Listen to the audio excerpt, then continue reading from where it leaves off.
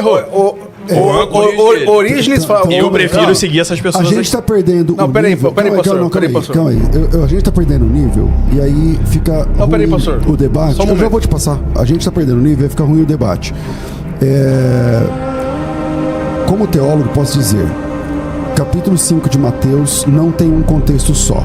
Errou o Ariel. Porque Jesus disse assim, ó.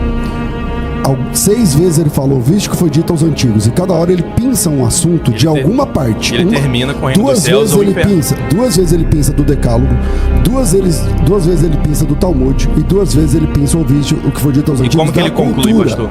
Da cultura. O que eu tô dizendo é que não há um único contexto. Tudo bem, ele mas está pensando de 6 contextos distintos. Todo então, contexto fala de céu e inferno.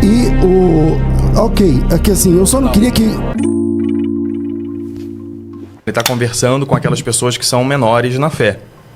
Depois essas pessoas vão crescendo e ele vai dando alimentos maiores para que nós cheguemos à medida de Cristo. Então esse absolutismo, assim, sou justificado, já sou santo, não existe.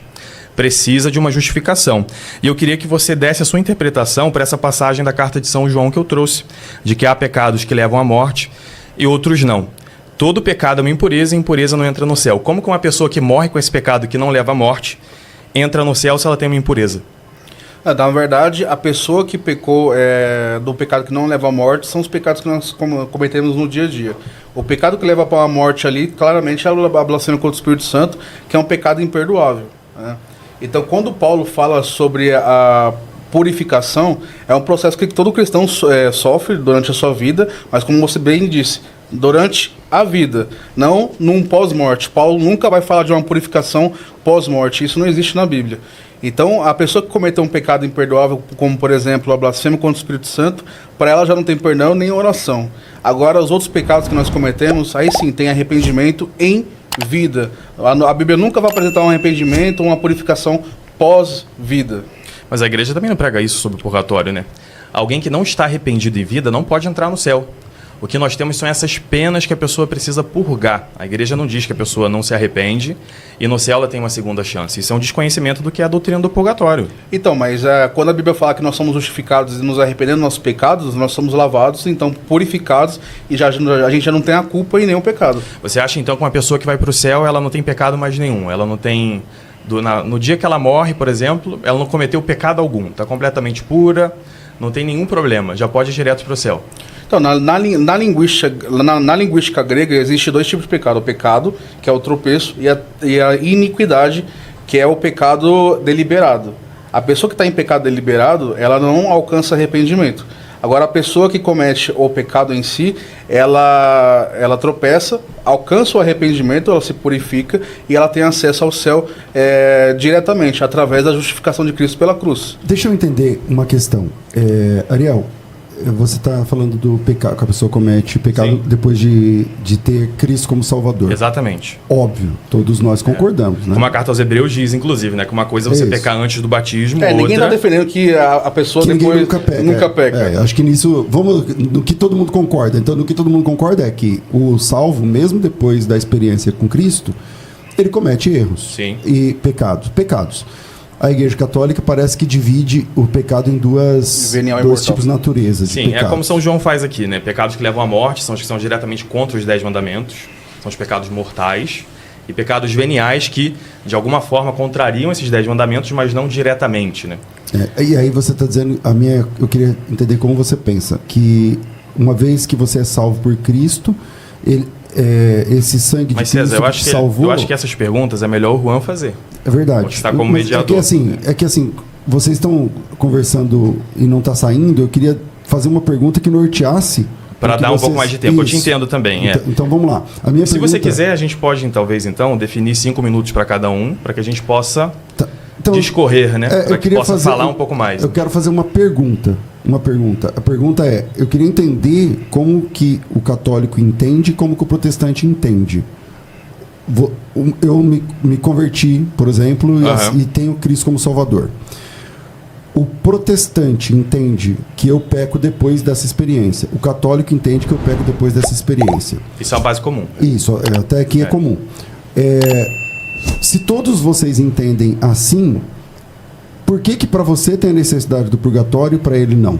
Essa é a pergunta que eu queria deixar para vocês dois. São Paulo também fala de uma pessoa que ele entrega a Satanás para que ela possa ser salva. Ele traz isso em uma das suas cartas. Era a carta aos Coríntios. Verdade, Coríntios 5. Então, quando nós cometemos pecados, nós precisamos nos arrepender. E esse arrependimento vem através dessas boas obras, através da penitência. Toda penitência que uma pessoa faz, ela faz pela graça de Deus. Nele nos movemos, existimos, respiramos e agimos. Então, tudo que nós fazemos de bom é graça de Deus. Isso é doutrina católica, a gente não acha que é a pessoa ali com a força dela que vai fazer alguma coisa que vai salvá-la. Mas é necessário que ela tenha esse arrependimento, que ela receba a purificação de Deus também através dessa penitência. E tem pessoas que morrem sem conseguir fazer essa penitência, elas morrem com pena acumulada.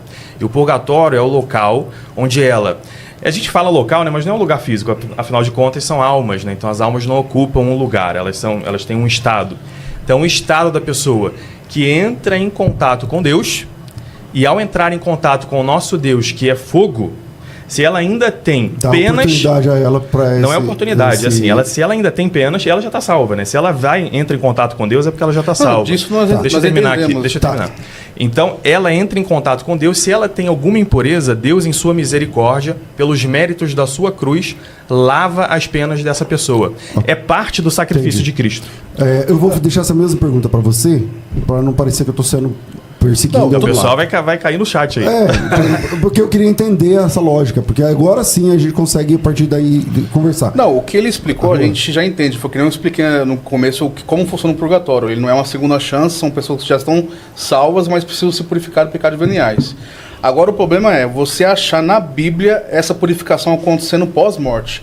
É isso que você não vai encontrar na Bíblia. É o que eu estou te pedindo desde o começo. Muito bem, então vamos pegar alguns versículos, né?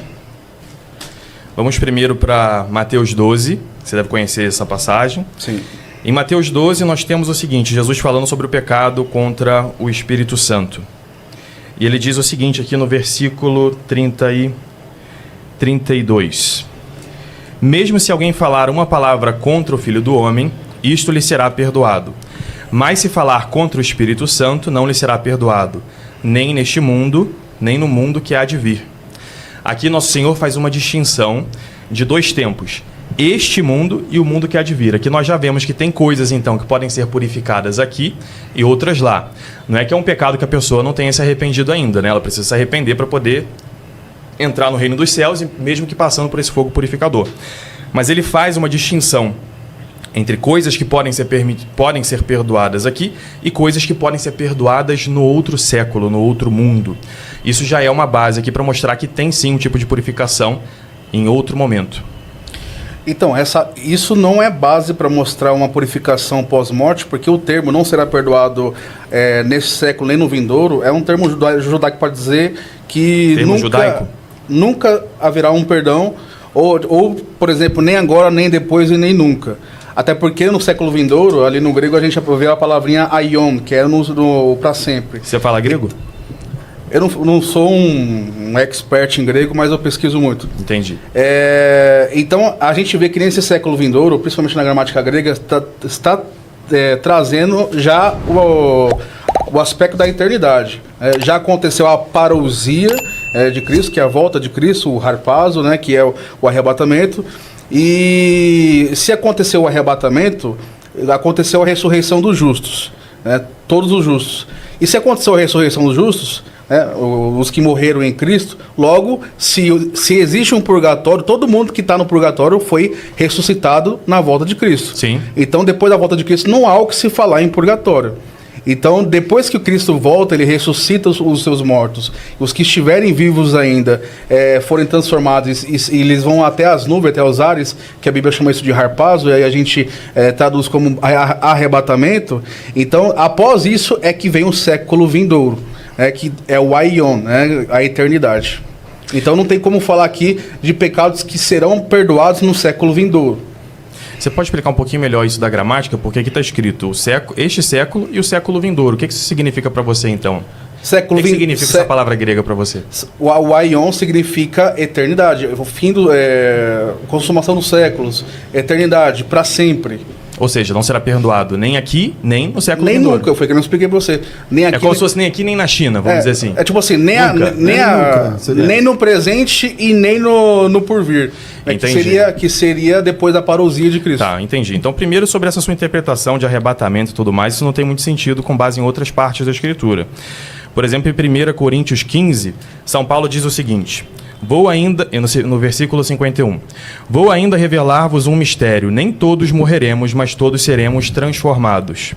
Num instante, num piscar de olhos, ao soar da trombeta final, pois a trombeta soará, o juízo final, os mortos ressuscitarão incorruptíveis, e os que estiverem vivos nesse momento, nós seremos transformados. Com efeito, é preciso que este ser corruptível se vista de incorruptibilidade, e este ser mortal se vista de imortalidade. Ou seja, é num piscar de olhos vem o juízo final. É como Nosso Senhor também diz em Mateus 24, Mateus 25, sempre que ele fala da parousia. Em João, quando ele fala que os mortos ressuscitarão, uns para a glória, outros para a morte. Então não cabe essa sua interpretação. Outra coisa sobre o termo aion.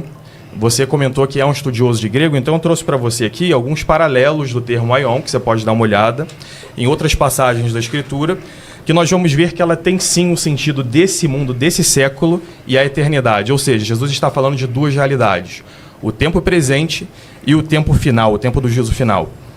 A primeira delas é o Evangelho de São Marcos, no capítulo 10. Vamos lá, São Marcos, capítulo 10, no versículo 30.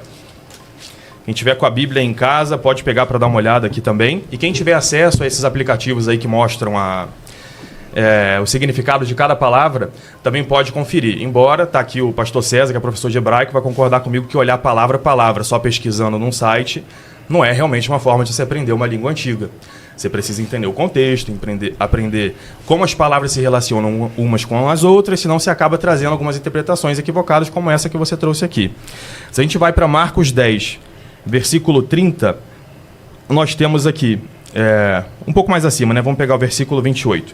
Pedro começou a dizer-lhe, é o episódio do jovem rico: olha, nós deixamos tudo e te seguimos. Jesus respondeu: em verdade vos digo, ninguém que deixe casa, irmãos, irmãs, mãe, pai, filhos e campos, por causa de mim e do Evangelho, ficará sem receber 100 vezes mais. Neste tempo agora, aion, casa, irmãos, irmãs, mães, filhos e campos, com perseguições, e no mundo futuro, aion, a vida eterna.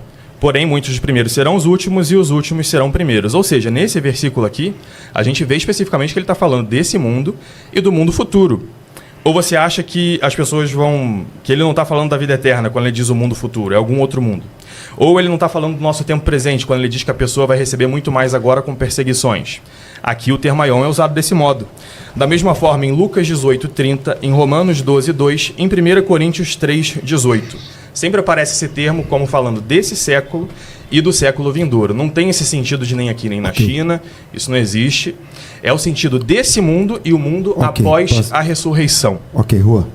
Não, primeiramente, o texto que você leu de Coríntios, onde os corpos são transformados, você tem que conectar com 1 Tessalonicenses, capítulo 4, versículo 16 ao 18, onde o apóstolo Paulo diz: porque o mesmo Senhor descerá do céu com alarido e com voz de arcanjo e com a trombeta de Deus. E os que morreram, não é um juízo final, e os que morreram em Cristo ressuscitarão primeiro. Depois nós, os que ficarmos vivos, seremos arrebatados juntamente com ele nas nuvens, ao encontrar o Senhor nos ares, e assim estaremos para sempre com o Senhor. O juízo final vem depois do milênio. Mas isso não está na Bíblia? Está na Bíblia, sim. Ué, os textos que você trouxe agora não estão fazendo essa distinção. Estou falando da volta de Cristo, da parousia. O texto que você leu agora diz isso? Que existe um arrebatamento e depois o juízo final? Não, São Paulo está falando de todos. Eu estou falando que existe um arrebatamento quando Cristo voltar, que é o arrebatamento dos justos ali, é o harpazo, né, no grego. Então, se há um arrebatamento dos justos aqui, então todo mundo que está num suposto purgatório foi arrebatado, ressuscitado e arrebatado, né? Logo, não tem o que se falar do século vindouro, visto que aion, né, em toda a sua totalidade, principalmente nos lexos aqui, quer dizer, sem começo e nem fim, aquilo que sempre tem sido e sempre será, sem começo, sem fim, nunca termina, eterno. Então, quando a Bíblia trata de passagens que falam de século vindouro, ou consumação dos séculos, está sempre atrelando isso já para a eternidade, onde Você concorda, então? depois da volta de Cristo, onde os mortos já foram ressuscitados. Então não tem pecados que podem ser perdoados aqui e outros nessa situação. Não, a Bíblia não fala isso. Fala, tá aqui, eu acabei de mostrar para você. Não, você não mostrou. Mateus 12, de novo, vamos ler de novo, já que você esqueceu. A gente vai lá Então, para Mateus leia 12. para mim. Ó, vamos lá, Mateus 12, versículo 32. Mesmo que alguém fale alguma coisa contra o Filho do Homem, isso lhe será perdoado. Mas se falar contra o Espírito Santo, não lhe será perdoado, nem neste mundo, nem no mundo que há de vir. Você acabou de ler a definição aqui de aion no dicionário, e ele está se referindo ao momento da ressurreição. Então, mas aqui ele está falando, basicamente, esse termo, nem nesse século, nem no vindouro, que significa que, colocando o aion aqui, nem no vindouro, né? Nem nesse século aion, nem no vindouro, está dizendo, é uma expressão que diz assim, nem agora, nem depois, ou em tempo algum. Pena que não tem aqui o em tempo algum, né? Não, o significado de aion é para sempre. Ué, mas de todos os outros textos que eu te trouxe aqui, mostrando que é justamente isso, é esse século. São Paulo, inclusive, usa o termo aion, em 1 Coríntios 3,18, para se referir ao nosso tempo aqui, a este mundo. Eu queria que você trouxesse, eu te trouxe vários versículos aqui, mostrando que essa interpretação casa. Eu queria que você trouxesse pelo menos um texto grego em que tem esse sentido que você está dizendo, que é nem aqui, nem na China, que nunca. Não é isso que está escrito na Bíblia, nem todos esses outros 1, 2, 3, 4 versículos que eu trouxe para você, e 8 vezes aparece essa palavra no Novo Testamento, todas elas com o sentido que eu estou trazendo aqui para você. Eu queria até fazer aqui um adendo. Eu estou aqui com o meu caderno e com a Bíblia, e o Juan está com um computador aqui na minha frente fazendo pesquisa. Eu acho que isso tem que ficar bem registrado aí para todo mundo. Eu não estou fazendo pesquisa. Aqui no meu computador eu tenho acesso a todas as Bíblias aqui e léxicos. Então eu posso colocar aqui a Bíblia que eu quiser, inclusive a sua aqui, para poder pesquisar, né? Então eu acho mais fácil usar o eletrônico do que usar o material físico. Vamos lá. Continue. Então explica, dá algum exemplo de uma forma de utilização de aion, em que seria uma hipérbole, né? Uma forma de dizer que nunca vai acontecer. Aion, deixa eu pegar aqui. No próprio texto que eu te mandei, ele já coloca esse aion como algo eterno. Agora, mas eu não estou discordando disso. Eu concordo que é algo desse mundo, primeira coisa, e a vida eterna. Só que você disse, não é que é só isso. É que ele está dizendo como que nunca vai ter. Eu queria que você mostrasse uma vez em que essa palavra fosse usada nesse sentido que você trouxe. Mas basicamente eu já mostrei isso. Não? Quando? Eu acabei de mostrar isso. Eu quero que Mostra você... de novo, então. Eu quero que você não vi. E quem está em casa pode voltar o vídeo e olhar para ver se ele explicou. Porque Mateus, ele fala do o tempo presente, que é o que nós estamos vivendo agora, ele dá o contexto. E depois o aion, que é o tempo futuro. Então ele fala o tempo de agora e a eternidade, que é depois da parousia. Isso eu concordo. Então, nesse contexto desse texto aí, está falando de eternidade. Logo, não tem como falar de purgatório. E não de perdão de pecados depois disso. É que o purgatório é nessa eternidade. É neste mundo, nesta realidade, tem pecados que são perdoados, outros numa realidade que é de vir no mundo. O catecismo fala, por causa desse texto aqui, dá a entender que pecados podem ser perdoados no século vindouro. Isso. Então, mas aqui o Mateus fala primeiro o presente, que é o que estamos vivendo. Sim. Que é onde pode ser perdoado qualquer tipo de pecado, menos a blasfêmia contra o Espírito Santo. E depois ele dá o século vindouro, que é o aion, né? Ele distingue os dois, o tempo presente e o aion. E esse aion é o depois da parousia de Cristo. E não tem como encaixar um purgatório aqui, sendo que já aconteceu a parousia de Cristo. Esse aion é realidade futura, como a gente viu em todas as outras passagens que eu trouxe para você. Eu queria só esclarecer. Então você está abandonando a explicação que você trouxe, dizendo que isso aqui é uma hipérbole, que é dizendo que não vai ser nem aqui, nem em lugar nenhum que esse pecado vai ser perdoado. Você está abandonando essa interpretação? Não estou abandonando essa interpretação, é essa a interpretação. Então traga outro texto que você acabou de admitir agora há pouco, que você não fala grego, que você é estudioso de grego. Nem eu também falo grego. Quando eu quero mostrar alguma coisa baseada no grego, eu preciso trazer outros textos que provem isso. Então eu queria que você trouxesse aqui outros textos que provem que essa passagem aqui, aion, é usada como hipérbole. Você quer? Então tá bom. Posso pesquisar no dicionário grego? Pode. Tá bom.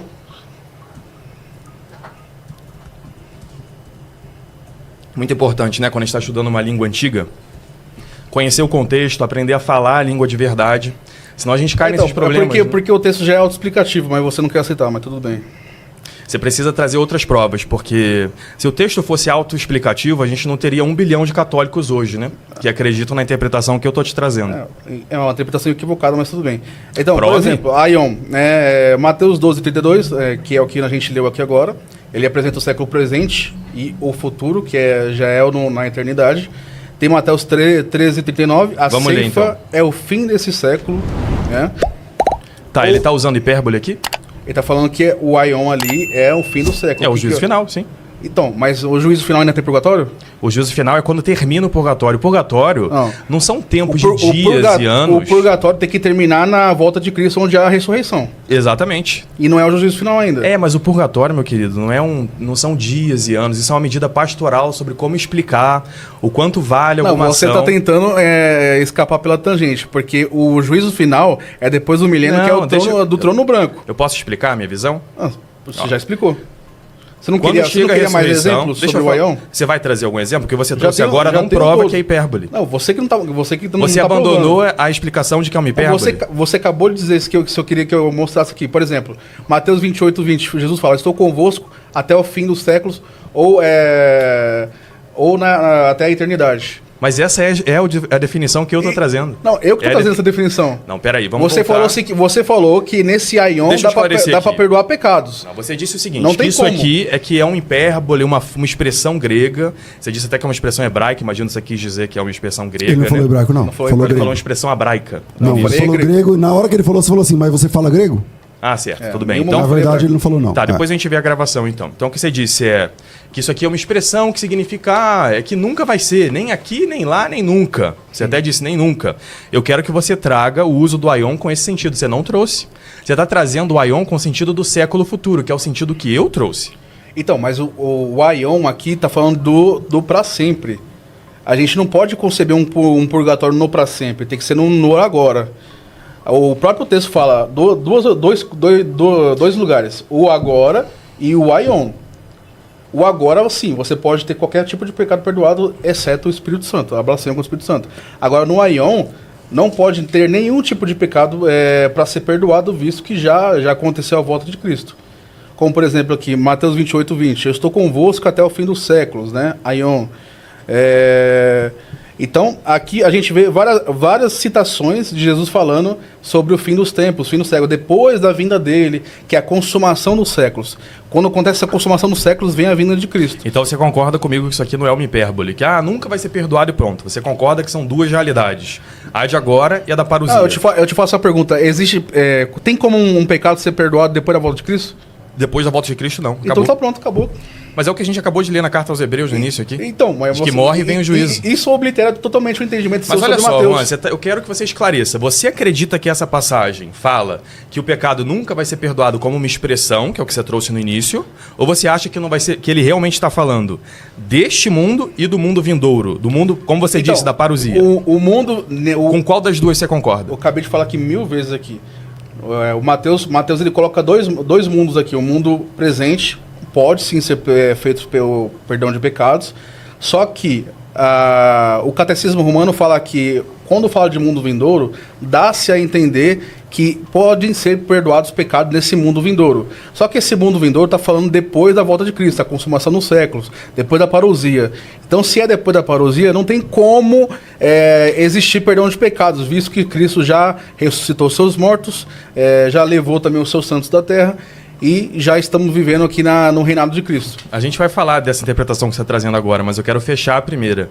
Você acha que Aion é usado como uma hipérbole, como uma expressão, ou como este mundo e a parousia? Depois da parousia seria. Depois da parousia, como você chama, né? O texto já está explicando esse tempo e o tempo do Aion, que é A eternidade. Depois, a eternidade, que depois Da volta os de mortos Cristo. já ressuscitaram, já estão com Cristo, então não há que se falar em purgatório, muito menos em perdão de pecados. Então você concorda que isso aqui não é uma hipérbole, né? Nunca vai ser perdoado de qualquer jeito. Não, ele está falando Então daqui e de lá. nunca vai ser perdoado, porque não existe perdão de pecados depois da volta de Cristo. Cristo já recolheu os seus. Você entende? É por isso que eu tô explicando aqui 1000 vezes isso, você não entendeu até agora. É que eu quero que você escolha uma interpretação pra essa passagem, senão a gente vai ficar igual louco aqui. Não, mas eu já É hipérbole ou são dois tempos? Eu já falei aqui 1000 vezes. O pastor já deve ter entendido muito tempo.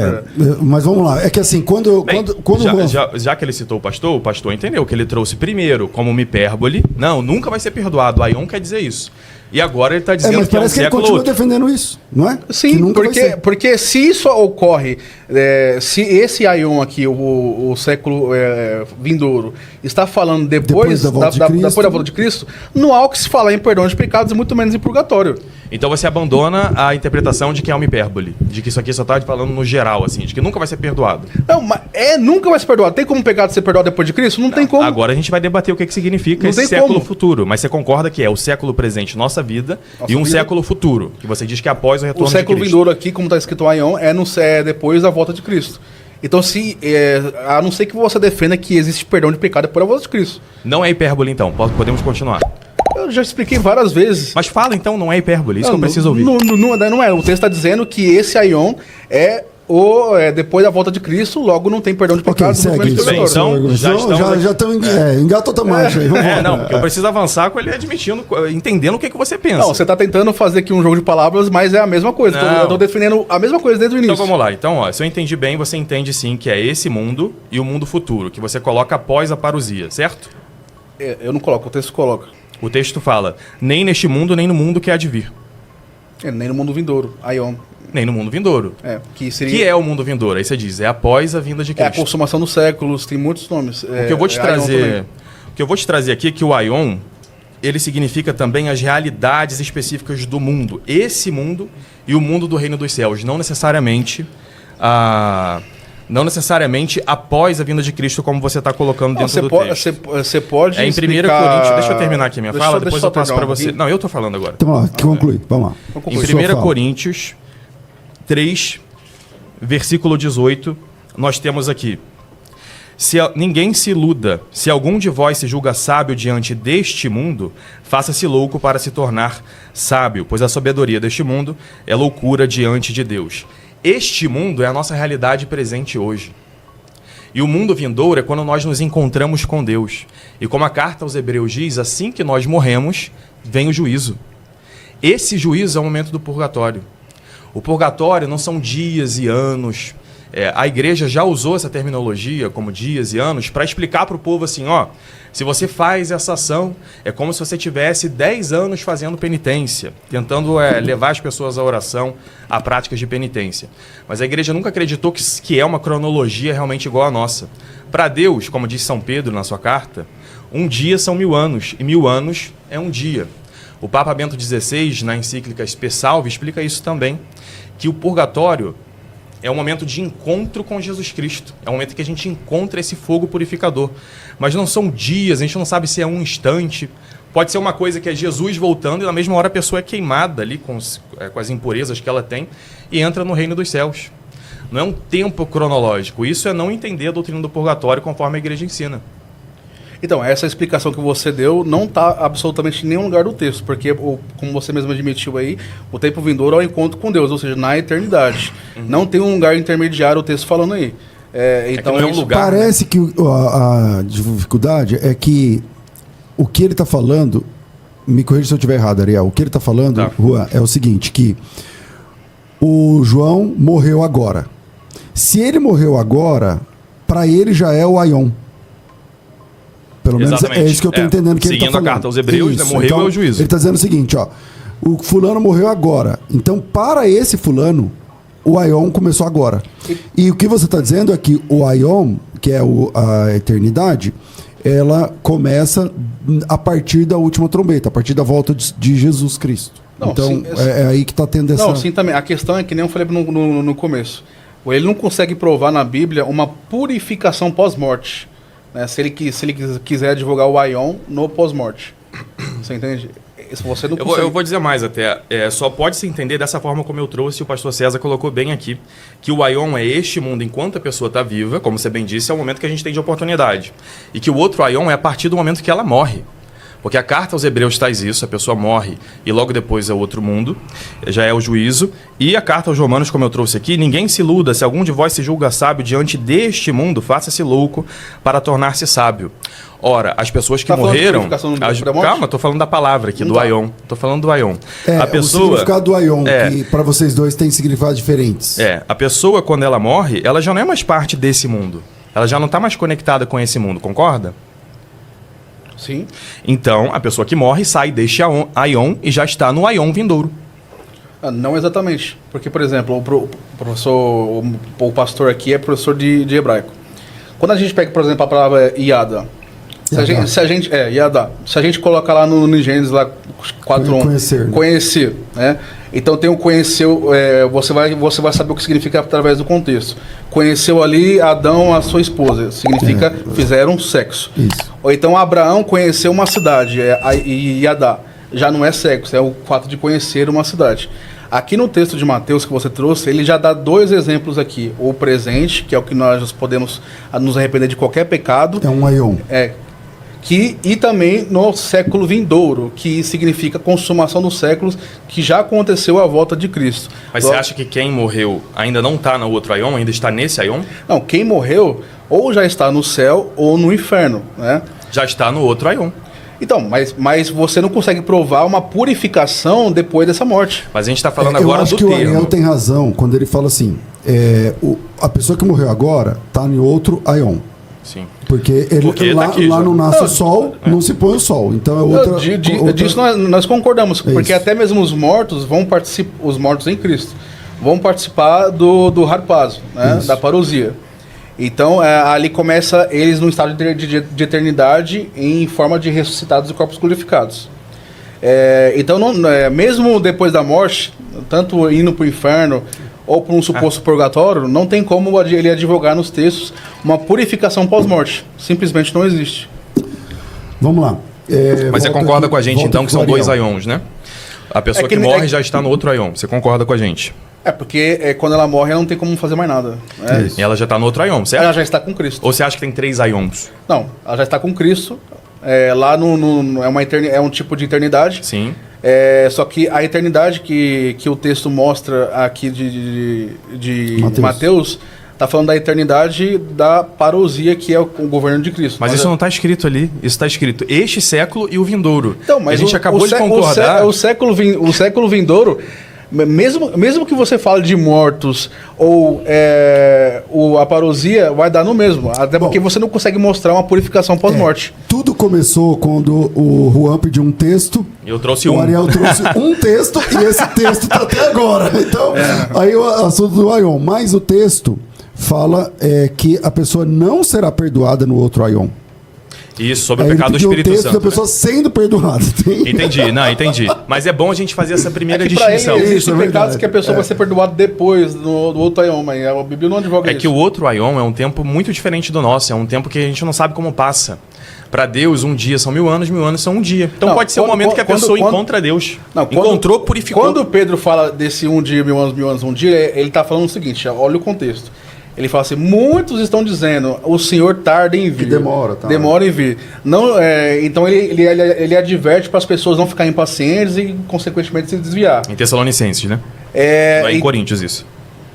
O Pedro falando na sua carta. Pedro. Tá. Quando ele fala que um dia para Deus é 1000 anos, 1000 anos é um dia.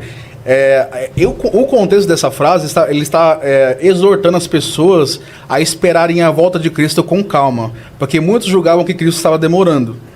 Então eles falam assim, vocês não podem achar que ele está demorando, porque o Senhor ele é misericordioso para esperar todo mundo se arrepender e tal, um dia como 1000 anos, 1000 anos como um dia.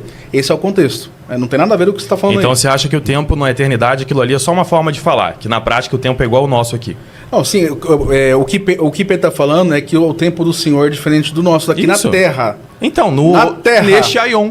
Quando for pro outro, a gente vai pro tempo de Deus. Então, mas seremos como os anjos, vamos estar no Aion de Deus. Quando a gente morre, a gente está com Cristo ou no inferno, que vai ser duas realidades de eternidade. E quando a gente está com Cristo, a gente vai participar daqui da parousia, e os que estiverem no inferno vai participar da segunda ressurreição, que vai ser no juízo final, que é o juízo do trono branco. Então não tem como você advogar um perdão de pecados depois disso. e nem como advogar também uma purificação pós-morte. Você não consegue advogar isso. Bem, vamos lá. Então, acho que só fazendo um resumo do que a gente falou até agora, então. O resumo da chega. Trouxe Isso, eu quero pegar o outro, mas para fechar. Mateus 12 eu trouxe aqui, e como o pastor disse, mostra que tem pecados que não são perdoados nem aqui, nem no vindouro. E nem nunca. E nem nunca é uma adição para que você fez, e a gente já discutiu muito sobre isso. Quem quiser não, ouvir, mas volta. dentro da sua definição de não cabe o nunca, porque é onde não tem mais tempo. Mas são dois distintos, né? Mas não vamos falar disso. Não significa nem agora, nem nunca. Literalmente. Quem quiser, depois volta no vídeo e vê toda essa discussão de novo, faz uma destrincha e tudo mais. Agora nós vamos para outro texto, que é 1 Coríntios 3, em que São Paulo está falando da ação aqui dos apóstolos e seus sucessores, né? De Apolo, do próprio Paulo, depois ele vai falar mais à frente de Timóteo também, Pedro, e ele falando sobre esses que fazem o trabalho apostólico, mas que pode ser aplicado à vida de cada um de nós, porque de alguma forma todos somos responsáveis pelos outros cristãos também.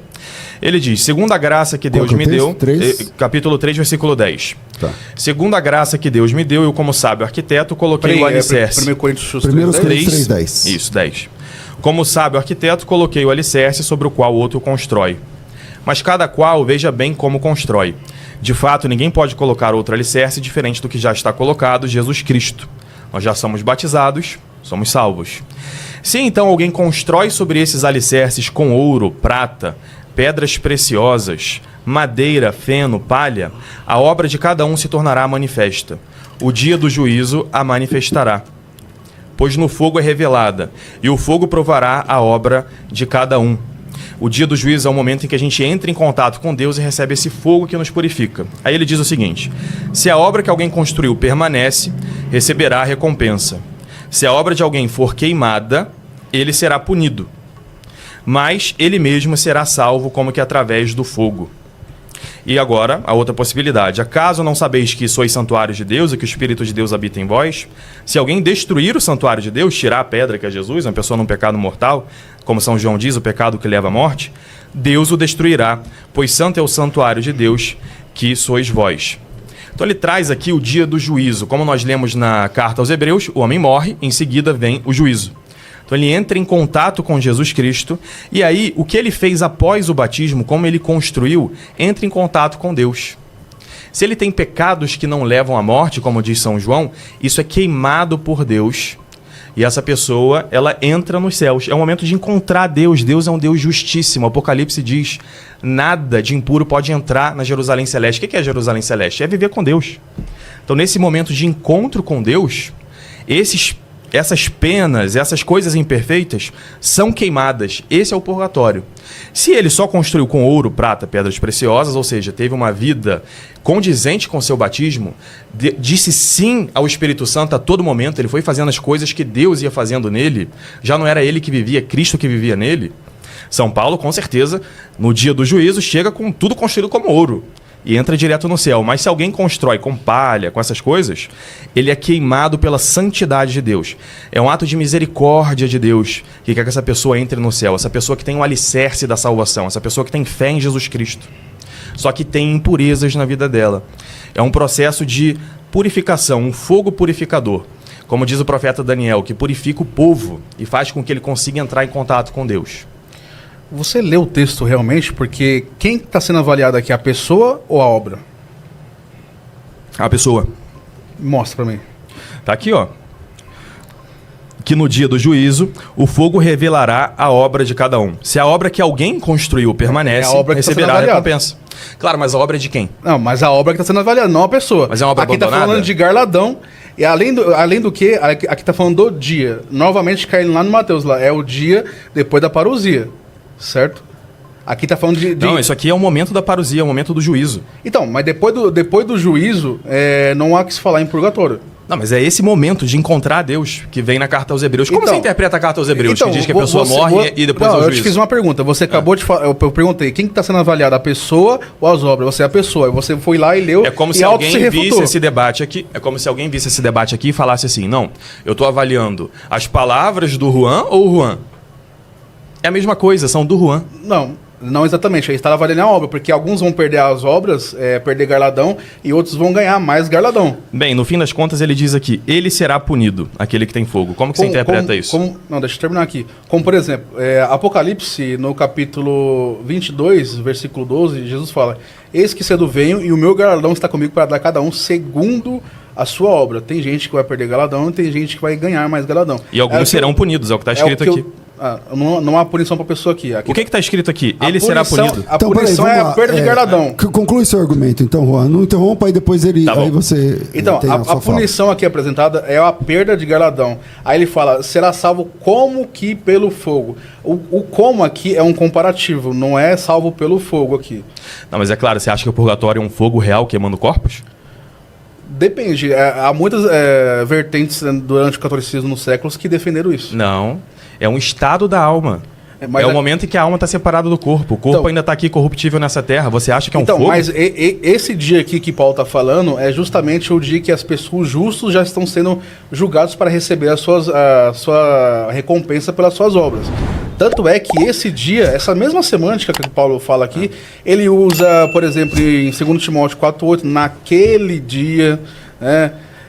2 Timóteo 1,18, naquele dia, Filipenses 1,10, para o dia de Cristo, 1 Coríntios 1,8, no dia do Senhor. É o dia do juízo final. Sempre é o dia final, né? O depois da parousia.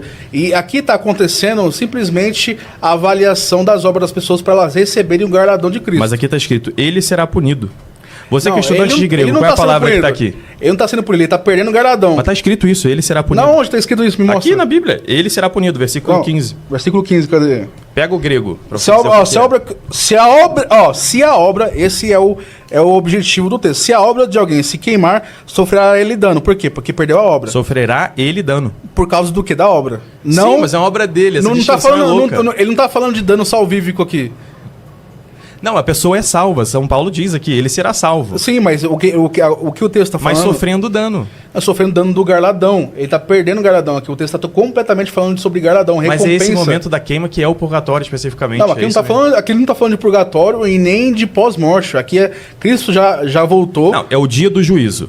Então, você acha que esse dia... Você acha que esse dia não é o dia que a pessoa entra em contato com Deus, que ela passa por outro Então, vamos supor, você acabou de admitir que é o dia do juízo. Aí vamos imaginar aqui que existe um purgatório. Essas pessoas do purgatório, elas ressuscitaram na parousia e elas vão ter Não, suas porque obras... ela morre e já tem o juízo. A carta aos Hebreus diz isso. Não, aqui o dia do juízo é o dia do juízo final. Não está falando de dia de juízo automático, quando você morre. É que o tempo é relativo, a pessoa morre, ela já entra em contato com Cristo. Eu citei aqui diversos textos, Paulo, na mesma semântica, naquele dia, o dia de Cristo. Eu concordo, é o juízo final.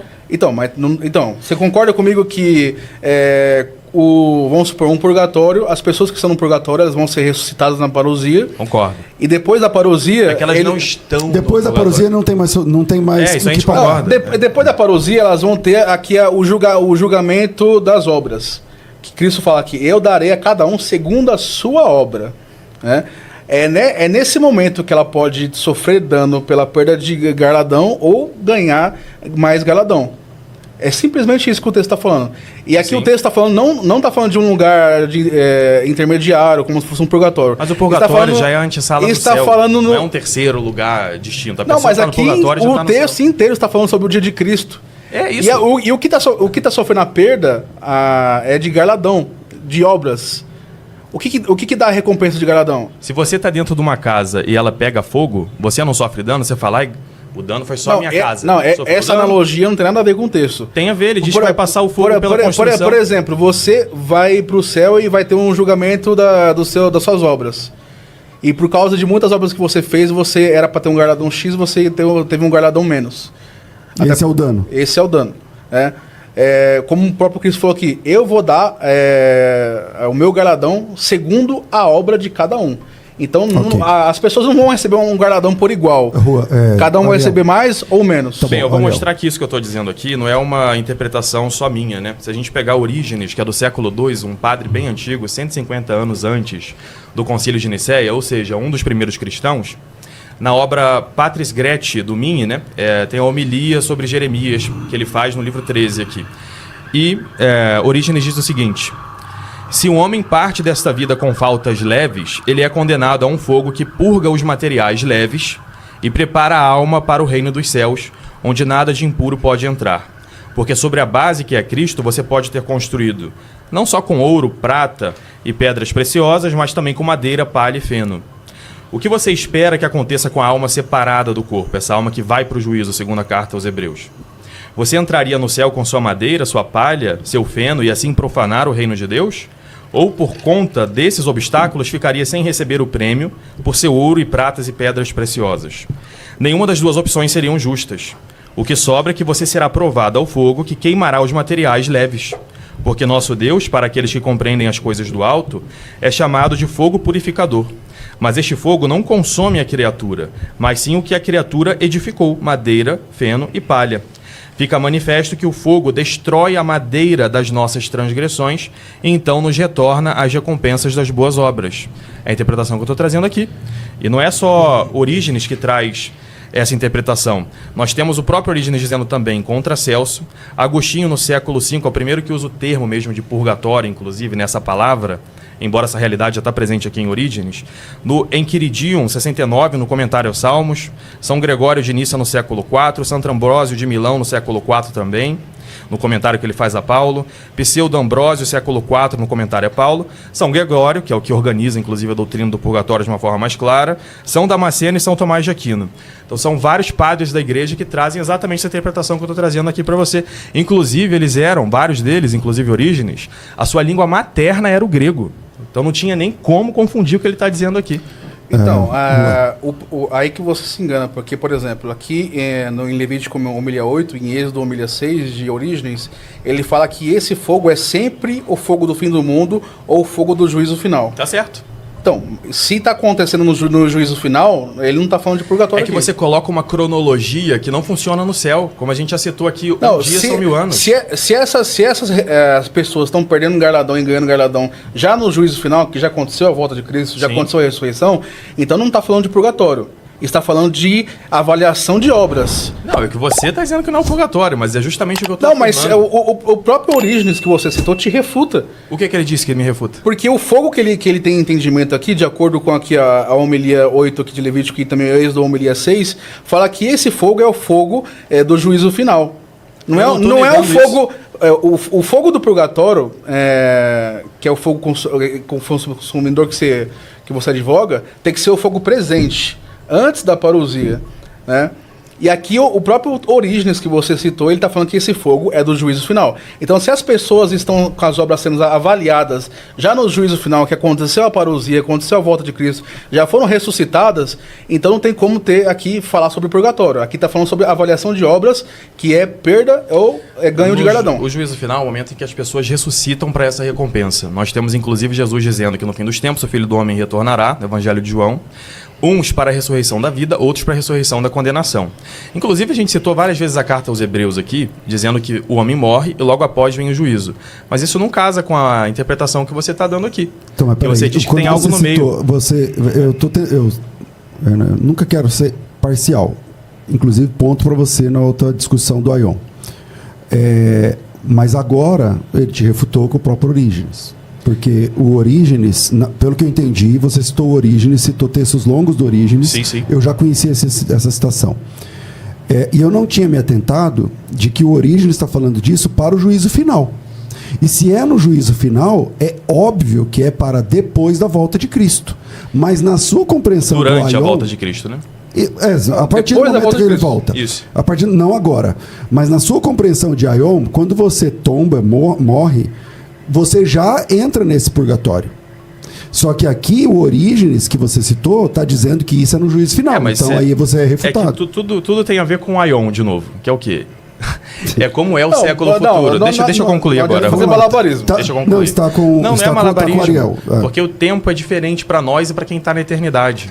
Então, é só assim que a gente consegue conciliar todos esses textos, inclusive os de Orígenes, como a gente acabou de ler, ele reconhece que tem um fogo que purifica, né, essa madeira e tudo mais, e os textos da própria Escritura, que Hebreus diz isso, o homem morre e depois vem o juízo. Ou seja, é outro tempo. Mas uma coisa não dá pra gente comparar. Uma coisa é distinta da outra. Vamos lá, concluir, Ariel. Não dá pra gente cronometrar, bem, é agora, é depois, é eternidade, a gente não sabe como é isso. Nenhum olho viu, nenhum ouvido ouviu, a gente não sabe como é. Depois que a pessoa morre, ela já entra em contato com Deus. E morre, vem o juízo. Então é nesse momento que ela é purificada. É o mesmo fogo purificador de Cristo do juízo final, que é a manifestação desse juízo particular, acontece com a pessoa quando ela morre. É o contato dela com Deus. Mas aqui não está falando de juízo particular, está falando de juízo final claramente. O próprio Orígenes te refuta no que você falou. Mas você admite que há uma purificação dessas penas no juízo final? Não, o Orígenes que defende isso. Mas você tentou usar o Orígenes para defender um purgatório. Mas o você está Orígenes não reconhecendo defende isso. Você reconhece que Orígenes defende a purificação da alma após a morte, então. Não, defende no juízo final. Ele defende isso.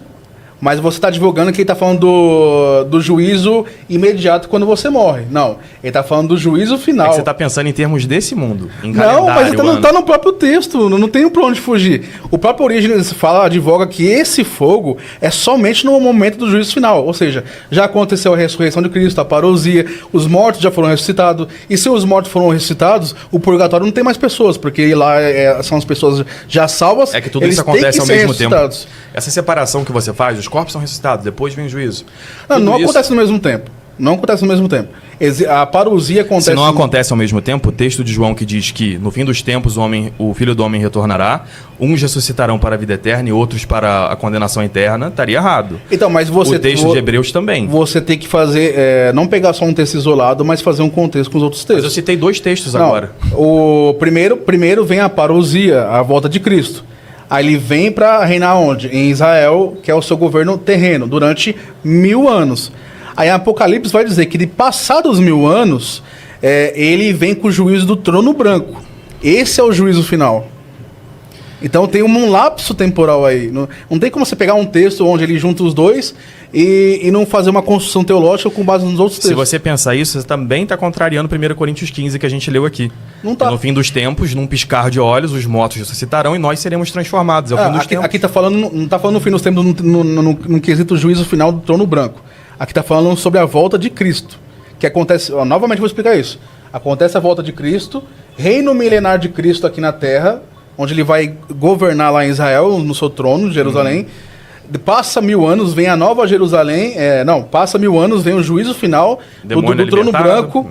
Isso. E depois do trono branco, vem o quê? Vem a nova Jerusalém que desce do céu. Ali é o estado eterno final. Como é que você concilia essa sua visão com o texto de João, que diz que no fim dos tempos uns ressuscitarão para a vida e outros para a morte eterna? Porque o texto de Apocalipse, ele diz que os mortos ressuscitariam depois, para a condenação. Não, porque então só pode ser algo figurado, porque senão... João, ele junta uns dois aqui, entendeu? Então, eu vou concordar com o apóstolo São João e dizer que os dois são juntos. Não, por exemplo... Peraí, vamos lá, qual é esse texto de João? Eu não estou lembrando desse texto de João. Qual é esse texto? Quem escreveu Apocalipse? Não foi João? Foi? Então, João fala de uma primeira ressurreição, que é na vinda de Cristo, e uma segunda ressurreição que vem depois. Tem um lapso temporal aí. Essa segunda ressurreição é dos ímpios. A visão que nós temos na igreja sobre isso é a vida dos santos hoje no céu, o reinado de Cristo hoje na terra. A gente considera o milenarismo. Faltou combinar com o João. Esse é outro tema, né? Que a gente pode debater sobre milenarismo. Faltou combinar com o João. Não, mas João mesmo diz que você falou que ele junta. Você acabou de falar isso. Não, eu concordo com o João. João. E um texto, ele junta, no outro texto, ele desmistifica isso aqui.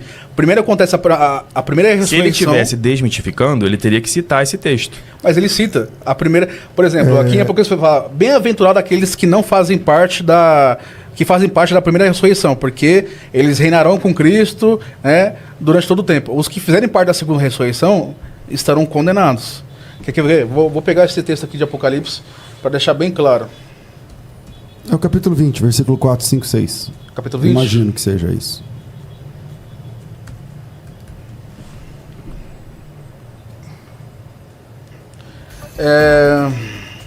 Versículo 4... Eu acho que é o 5, talvez, não sei. Aqui, ó. E vi tronos, e assentaram-se sobre ele, e foi-lhes dado o poder de julgar. E vi as almas daqueles que foram degolados pelo testemunho de Jesus e pela palavra de Deus, e que não adoraram a besta nem sua imagem, e não receberam o sinal em suas testas, nem em suas mãos, e viveram e reinaram com Cristo durante 1000 anos. Mas os outros mortos não reviveram, até que os 1000 anos se acabassem. Essa é a primeira ressurreição. Bem-aventurado e santo aquele que tem parte na primeira ressurreição. Sobre estes não tem poder a segunda morte, mas serão sacerdotes de Deus e de Cristo, e reinarão com ele 1000 anos. Jesus falou disso também, é a distinção que... Não adianta você pegar um texto de João lá e não ler todo o contexto daqui. Porque aqui João fala que tem um lapso temporal entre a primeira ressurreição e a segunda, não é tudo junto. Bem, aí eu não quero entrar no Apocalipse, porque eu acho que a gente pode, inclusive, combinar um debate sobre Apocalipse, sobre escatologia, que eu acho que vai ser bem legal. Porque 1000 tem um sentido específico dentro do Apocalipse, tem que pegar outros textos da época no sentido escatológico para pegar essas imagens, mas, enfim, essa vida que ele está falando aí é a mesma vida que Jesus diz em Lucas 20, esse reinado dos justos com Deus, que é o quê? Lucas 20, versículo 38. Ele é um Deus de mortos, não é um Deus de mortos, mas de vivos, pois todos vivem para ele. Ou João 11, quando ele está falando com Marta sobre Lázaro, todo aquele que crê em mim jamais morrerá. Essa é a primeira ressurreição. Ou como ele disse para o bom ladrão na cruz, ainda hoje estarás comigo no paraíso, no reino dos céus. Ele pede, né? Lembra-te de mim quando estiveres no teu reino. É nesse sentido. Mas a grande confusão está sendo colocar a nossa cronologia aqui, o nosso cronos, nesse sentido da eternidade, do aion da eternidade. É querer colocar uma coisa atrás da outra depois da morte. E como a carta aos Hebreus diz, citei várias vezes esse texto aqui hoje, o homem morre apenas uma vez e depois vem o juízo. Ele já entra em contato com Deus. Eu queria trazer aqui também, para mostrar que essa minha interpretação, e isso que São Paulo está dizendo aqui, fala realmente de uma purificação, um texto aqui, que é o Testamento de Abraão. É um texto do século I e II da literatura judaica, que não é uma coisa que faz parte da Bíblia, né, mas faz parte da Mishnah, do Talmud, dos escritos sagrados aqui dos judeus. Eu quero mostrar que os judeus, conversos, cristãos, que estavam em contato com Paulo e leram essa carta, que eles sabiam do que São Paulo estava falando aqui, que eles já tinham essa imagem na cabeça. Nós temos aqui Abraão vendo os homens sendo julgados juntos com São Miguel Arcanjo. E ele vê 2 anjos de fogo ali, que estão levando uma multidão de almas. Eu não estou dizendo que esse texto aqui é canônico, mas eu quero mostrar que é uma imagem que já existia. Mesmo, você vai usar um texto apócrifo? Vou usar para mostrar que os judeus tinham essa imagem na cabeça, né? Não só esse, tem outros textos aqui. Mas se eu pegar textos apócrifos também que os judeus falaram um monte de absurdo, vai valer a pena? Não, é pra gente saber o que tinha no contexto entre os judeus. Mas nem todos os judeus pensavam assim. Tá, inclusive eu posso mostrar para você que o Sinédrio, as 2 casas, Bet Hillel e Bet Shammai, as 2 acreditavam na purificação após a morte. Desde a época de Moisés? Não desde a época de Moisés, não diria isso. Até porque na época de Moisés, inclusive, até muitos judeus... se você fosse citar o Kadish, é uma coisa totalmente diferente. Muitos judeus, por exemplo, na época de Moisés, acreditavam que a alma morria e acabou. Você acredita nisso? Não, o Moisés, ele não desmistifica isso. Como é? Moisés, ele não desmistifica isso. Mas o que você acabou de citar aí não tem nem lógica na Torá. Não, tudo bem. Então eu vou mostrar 3 textos então para vocês, mostrando que os judeus acreditavam na purificação. Esse aqui é do século I. O que ele vê são 2 anjos segurando aqui papel, caneta e tinta, né? Onde eles vão escrever pena e tinta, né? Na verdade. E eles começam a pesar as almas. E existe um anjo de fogo que segurava um fogo e testava as almas que passavam por ali. Ele abre o livro e encontra, por exemplo, uma pessoa que tinha pecados e justiça que estavam igualmente balanceados. Então ele fica meio que no meio, né? Então Abraão, ele começa a conversar com esse anjo, né, que é São Miguel, da literatura judaica aqui, e o que ele diz é que o anjo que tinha fogo, que era sem piedade, que tinha na sua mão esse fogo, né, era o arcanjo Puruel, ou seja, o arcanjo Uriel, né, o arcanjo do fogo, enfim, literatura judaica, que tem autoridade sobre o fogo e testa as obras dos homens pelo fogo. E se o fogo for queimar o trabalho de algum homem, na mesma hora o anjo do julgamento, pega essa alma e leva ela para aquele lugar dos pecadores para uma punição bem forte, né? Most bitter, está escrito aqui. Esse texto é em grego, inclusive, o original dele. Então, Abraão, ele olha tal e vê que tem esse homem que está no meio. E ele pergunta, o que vai acontecer com ele? E aí o anjo diz, precisa de alguma coisa ainda para ele ir ao céu. Então, o que acontece aqui? O Abraão diz para o anjo, venha, arcanjo Miguel, vamos rezar pela sua alma, para ver se Deus vai tomá-lo no céu. Eles fazem uma oração, uma súplica pela alma, e Deus os ouviu. Então essa alma sobe, pela sua intercessão, sobe ao céu, e não fica mais ali. O que é legal desse texto aqui é mostrar que, veja, judeus aqui falando de uma purificação após a morte, e ele diz que tem um anjo com fogo que testa as obras dos homens através do fogo. Tudo isso aqui é uma analogia, claro, né? Que a alma não tem fogo. Fogo é uma coisa desse mundo nosso aqui. Mas uma analogia desse teste que acontece com a pessoa quando ela morre, que prova a obra de cada um, exatamente como São Paulo traz em 1 Coríntios 3 aqui. Então, aí eu coloco aqui Flávio Josefo, que é um historiador do primeiro século, né? Que já não é um livro apócrifo, que de procedência duvidosa. É um historiador, é algo histórico. Isso aqui... Peraí.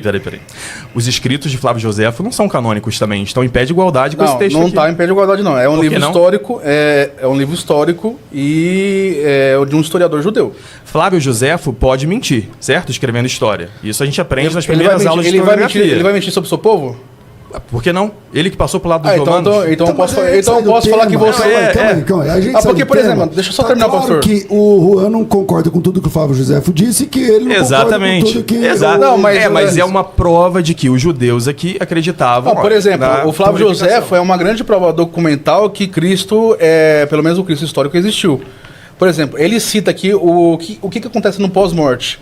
Ele fala, aqui no Guerra dos Judeus, no capítulo 2, 161, 162 e 173. Eu sou meio gago, né? Depois reparar. Sem problema. As almas têm um poder... Moisés era também. As almas têm um poder imortal e sob a terra há recompensas e punições. As almas dos justos passam para um novo corpo, enquanto a dos perversos são castigados com tormentos eternos.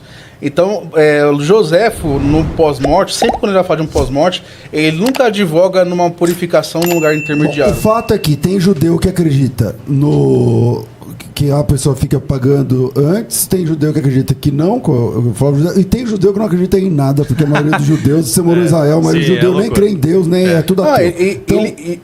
Só para terminar, ele continua aqui, por exemplo, as almas dos justos vão para um lugar de oceano, que é um lugar puro e leve, que é o lugar destinado aos justos.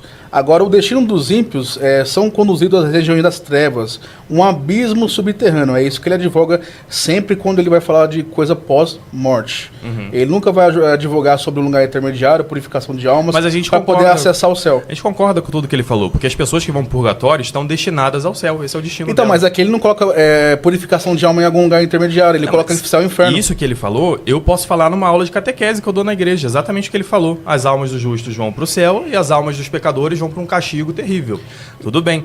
O fato dele falar isso não nega a purificação. Não, o fato inclusive, que o judeu... Eu posso trazer um texto então, do Sinédrio? O fato é que o judeu do primeiro século, que nasceu na era apostólica, inclusive, Flávio Josefo, ele não ensina nada de um lugar intermediário no pós-morte para purificação, para acessar o céu. Mas ele não entra em debate teológico, né? Ele é um historiador. Ele está contando a história dos judeus então, para romanos. Ele conta a história dos judeus desde lá de Abraão até a queda de Jerusalém. Sim. Inclusive, por exemplo, a Bíblia não cita o nome da mãe de Davi. Ele cita, né? Ele conhece toda a tradição judaica. Flávio Josefo não é um cara ignorante. Não, mas dentro de debates teológicos, Flávio Josefo não entrava, né? Ele era historiador. Então, ele é historiador do seu povo. Então, você está falando de um povo judeu, certo? Eu posso trazer o que as casas teológicas dos judeus criam nesse tempo? Não pode. Eu vou trazer para vocês aqui a Tosefta Serhandrim, que é uma parte da Mishnah, onde nós temos aqui as duas casas famosas. Inclusive, o The Chosen fez um ótimo trabalho referente a isso, né? Depois que você terminar, eu quero que você volte para a Bíblia. Tudo bem. As pessoas estão aprendendo muito sobre a época de Cristo graças ao The Chosen. E lá aparece, inclusive, a casa de Shammai e a casa de Hillel. E o que nós temos aqui é as duas casas debatendo o que acontece com a pessoa após a morte. E nós temos aqui no texto, que eu vou traduzindo aqui simultaneamente. Bet Shammai Momirim Shloshak-tot Hem. Então, a casa de Shammai, e o pastor César pode confirmar aqui que eu estou lendo, né? Esse é o bom de fazer o debate aqui, inclusive, né? A casa de Shammai, né? O partido de Shammai diz que existem 3 categorias. Shloshak-tot Hem. Aí ele diz: Achat lechaei olam haba. Então, uma para a vida do mundo que há de vir. Ó o Ayon aí aparecendo, inclusive, em hebraico, né? O Olam, exatamente. Ve'hat lacharafot ledraon olam. E uma para a perdição eterna desses aí do mundo, né? A perdição desse Aion, que é uma perdição que é o inferno. Então ele bota 2. Ele acabou de falar, existem 3, aí ele fala 2. E ele continua assim: Achat lechaei olam ele tzidkim gimurim. Então uma para a vida eterna são os justos completos. Achat lecharafot ledraon olam ele rashaim gimurim. Então, uma para a perdição eterna, o mundo da perdição eterna, que é o inferno, são os maus completos. Shkolim shebehem, yordim legehenam, metzaf sefim, veolim, umit rapeim. Rapeim, Rafael, cura. Então, aqueles que estão entre os dois descem para seu inferno, assim que eles chamam. Inclusive, a igreja, por um tempo, chamou dos infernos, né? Esse lugar onde os justos estavam, né? Gehenom, legehenam, então o inferno deles, vamos dizer assim. Metzaf tsefim, hoje, inclusive, esse verbo é usado para buzinar, então é fazer barulho, gritar, né? E sobem curados.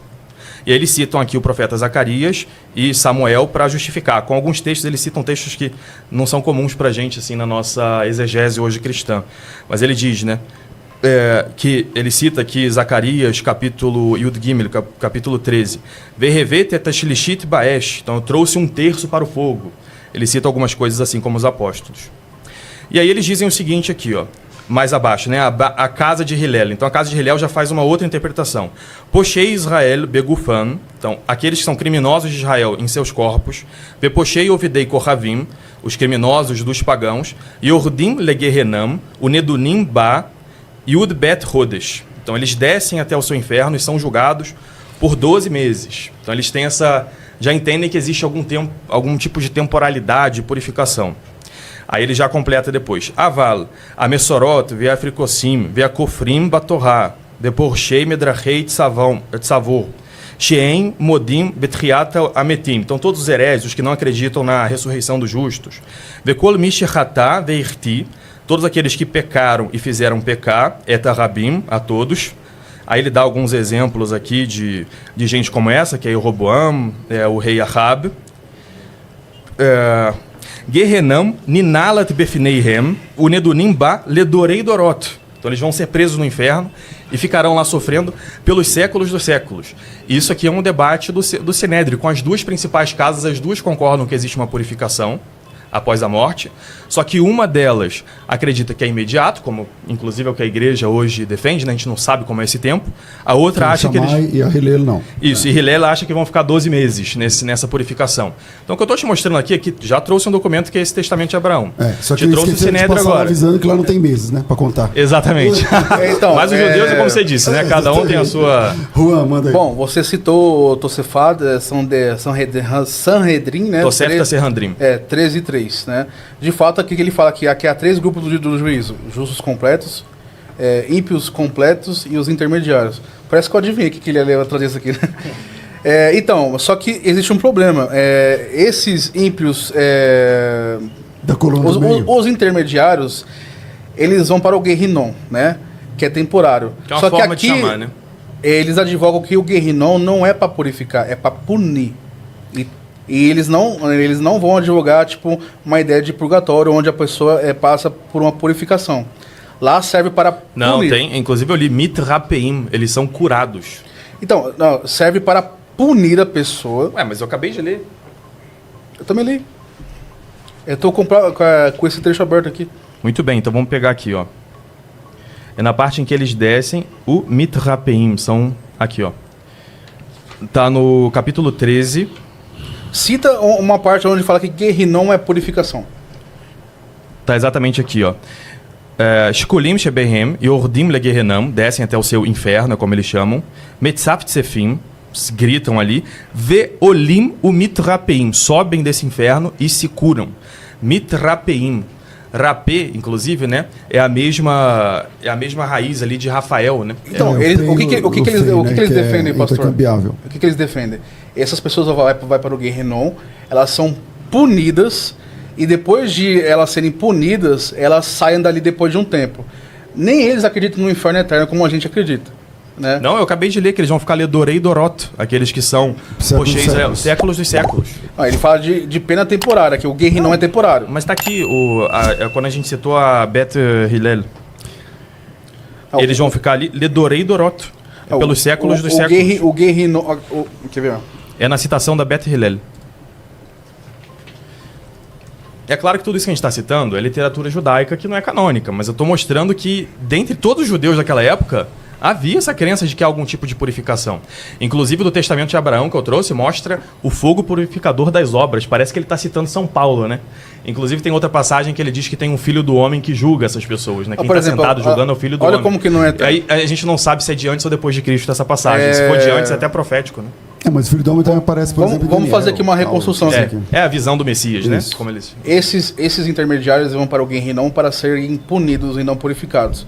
Por exemplo, aqui no Talmud de Babilônia, no Rosh Hashanah 17a, ele fala que os pecadores de Israel e os pecadores dos gentios descem ao Guerrinom e são julgados lá por 12 meses. Depois disso, seus corpos e almas são destruídos e o vento os espalha sob os pés dos justos.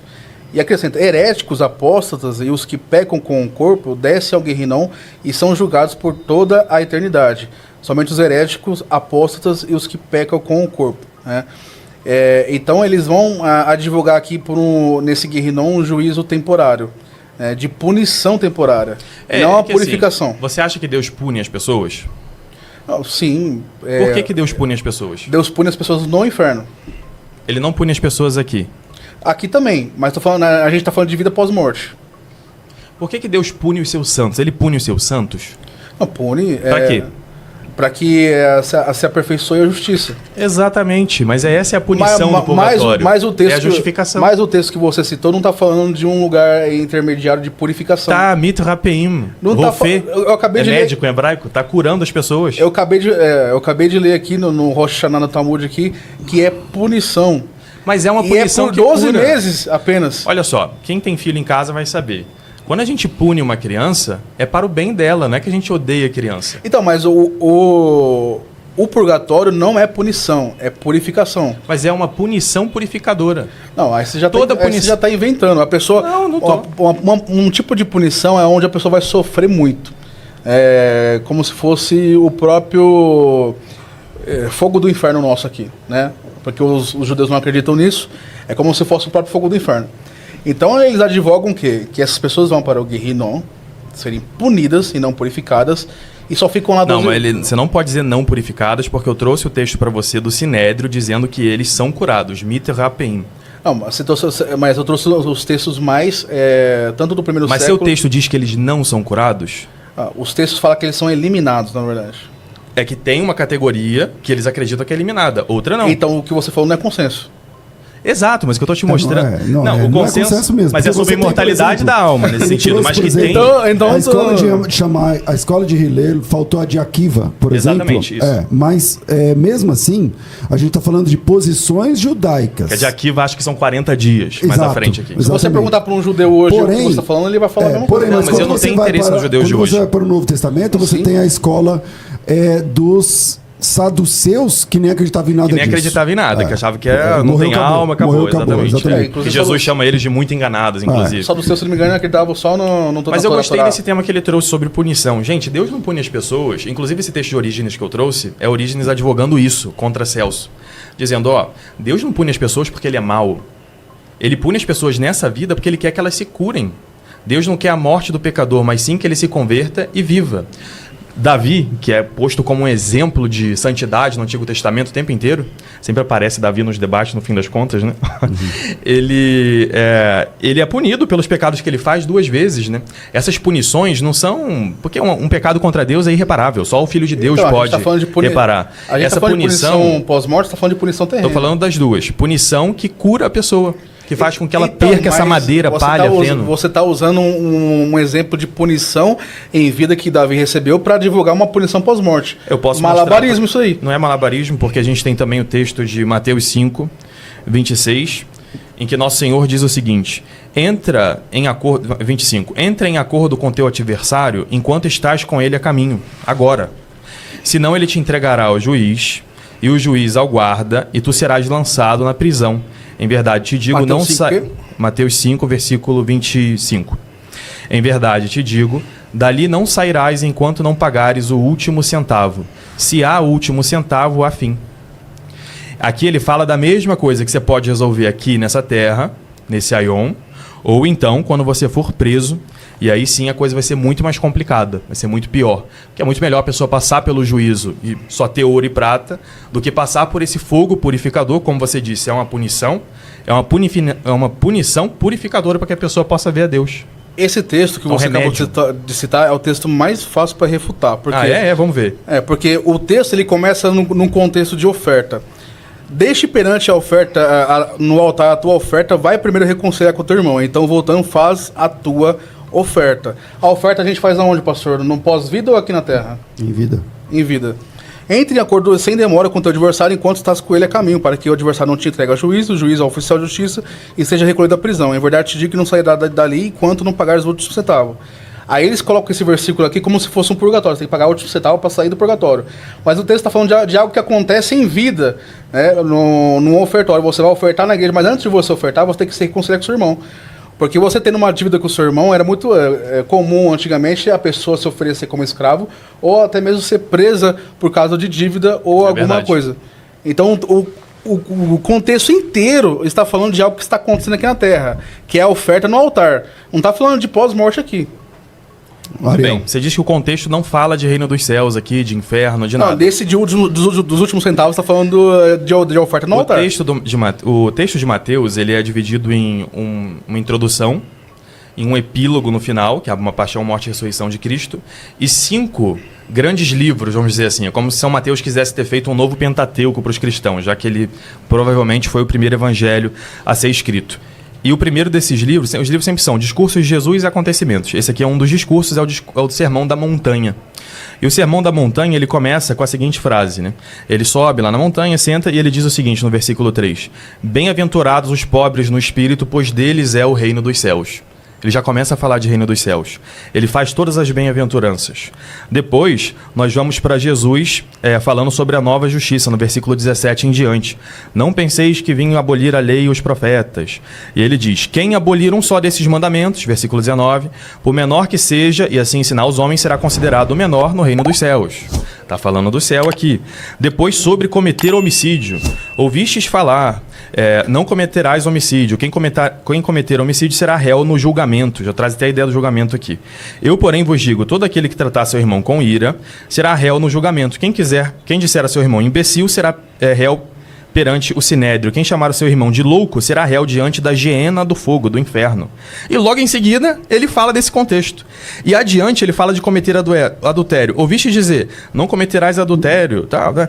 Enfim, se teu olho direito te causa escândalo, arranca e joga para longe, pois é preferível perderdes um de teus membros que teu corpo inteiro ser lançado à geena. Então, esse tempo inteiro aqui, todo o Sermão da Montanha é falando do reino dos céus. Esse é o contexto em que Jesus está falando. Pera aí, Ariel, você fez um passeio de vários textos que não se conectam com isso daqui. Todos são capítulo 5. Não, então tá bom, então lê pra mim aqui, Mateus 5, do 24 em diante.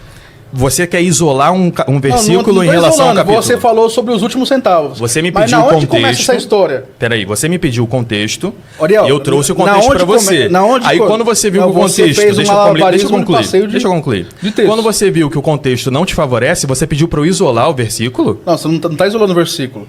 Você fez um malabarismo com vários textos que não se conecta com esse aqui. Não é malabarismo que eu vim em linha reta. Eu fui falando cada uma das passagens antes e depois... Tá bom, então me mostra aqui qual que é o começo da conversa quando se fala dos últimos centavos. O começo da conversa o versículo 24. Ao ver as multidões, Jesus subiu a montanha e sentou-se. Esse é o começo da conversa. Não, o versículo 24. É quando começa a falar. Você quer isolar o versículo em relação ao contexto, Juan? Que vergonha. Não, você está passando vergonha, porque Jesus ele inicia um assunto aqui, pastor, no versículo 24. Mateus 5, 24. Mas aí... Quando deixar a tua oferta no altar, antes de deixar, vai primeiro reconciliar com o teu irmão. Aqui que começa o contexto dessa conversa, que o homem é preso, ele só é solto depois de pagar o último centavo. Você acha que tudo que Jesus falou antes e logo depois não tem conexão com isso? Não, a gente tem assuntos que Jesus ele fala, depois ele começa outro e começa outro. Aqui o contexto desse pessoal que está aqui pagando os últimos centavos começa porque antes dele dar a oferta no altar, que é uma coisa que acontece na vida terrena, ele tem que reconciliar com o seu irmão o mais depressa possível. Muito bem, acho que porque se ele não reconciliar, o irmão dele vai levar ele ao juiz e o juiz vai prendê-lo, ele só sai de lá quando pagar o último centavo. Então, esse acontecimento dos últimos centavos que você atrela ao purgatório está acontecendo em vida. Não tem nada a ver de pós-morte. Todos os textos do capítulo 5 são sobre o céu, menos esse. É isso que está dizendo, menos o versículo 24. Não, você pode pegar todos... eu tô falando desse texto em específico que começa no 24. Bem, todo mundo assistiu, cada um olha aí, se quiser voltar, inclusive, para assistir de novo, tire sua conclusão. Assim, pode ler que o versículo 24 em diante começa com oferta no altar. Mas assim, eu quero E complementar. onde que se dá a oferta no altar? Cada um falou aqui É da no sua visão. pós-morte? Eu queria dizer quais são os padres da igreja que confirmam a minha interpretação. Orígenes no século III, Clemente de Alexandria no século II, Cipriano de Cartago no século III, Santo Agostinho e São Tomás de Aquino. Então assim, Orígenes, que fala grego, não entendeu essa passagem, mas o Juan hoje entendeu. Clemente de Alexandria não entendeu a passagem, mas o Juan hoje, nossa, entendeu. Cipriano de Cartago errou. Juan hoje corrige ele. Bom, Agostinho errou. Orígenes fala... Eu prefiro seguir essas pessoas. A gente está perdendo Não, o peraí, nível. pastor. Calma aí. A gente está perdendo o nível e aí fica Não, ruim peraí, pastor. o debate. Só um Eu já momento. vou te passar. A gente está perdendo o nível e fica ruim o debate. Como teólogo, posso dizer, capítulo 5 de Mateus não tem um contexto só. Errou o Ariel. Porque Jesus disse assim, ó... 6 vezes ele falou, visto que foi dito aos antigos, e cada hora ele pinça um assunto de alguma parte. Ele termina com o reino dos céus vezes ou ele inferno. pinça, 2 vezes ele pinça do Decálogo, 2 vezes ele pinça do Talmud, e 2 vezes ele pinça o que foi dito aos antigos. E como que ele conclui, pastor? Como da que ele cultura. O que eu tô dizendo é que não há um único contexto. Tudo bem, mas ele está pensando de 6 contextos distintos. Todo então, contexto fala de céu e inferno. E ok, é que assim, eu só não queria que baixasse o nível. O sermão da montanha, Entende? eu entendo. Você baixou o nível e tá falando há um único contexto. Nem há um único contexto, mas mesmo que houvesse um único contexto, se você tivesse razão, não precisava baixar o nível, é só isso. Mas aí eu cortei o Juan. Ei, rapidinho aqui, se você quer começar a ganhar uma renda extra com o YouTube e as redes sociais, acesse o link fixado nos comentários ou na descrição desse vídeo. Você acaba de assistir mais um corte do Evangelho Sem Cortes. Não esqueça de deixar um like neste vídeo, escrever sua opinião nos comentários e se inscrever no canal.